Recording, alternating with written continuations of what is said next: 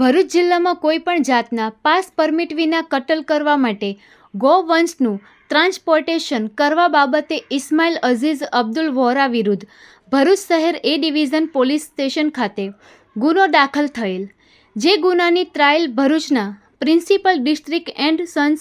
જજની કોર્ટમાં ચાલી ગયેલ, જે કેસમાં સ્પેશિયલ પબ્લિક પ્રોસિક્યુટર કૃણાલ ચાવડાએ હાજર રહી દલીલો કરી હતી. આ દલીલોને પ્રિન્સિપલ ડિસ્ટ્રિક્ટ એન્ડ સન્સ જજ આર કે દેસાઈએ માન્ય રાખી હતી. કોર્ટે આરોપી ઇસ્માઇલ અઝીઝ અબ્દુલ વોરાને પશુ સંરક્ષણ અધિનિયમ 1954ની જોગવાઈઓ હેઠળના ગુના માટે તકસીરવાના ઠેરવી 7 વર્ષની સખત કેદની સજા તથા રૂપિયા 1 લાખના દંડની સજા ફરમાવતો કાયદો આપ્યો છે. અત્રે એ બાબત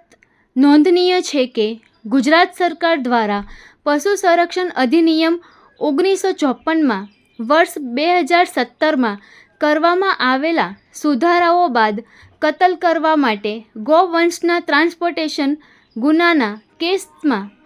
ગુનેગારને ગુજરાતમાં સૌપ્રથમ વખત સજા કરવાતો ચુકાદો ભરૂચની કોર્ટે આપ્યો છે.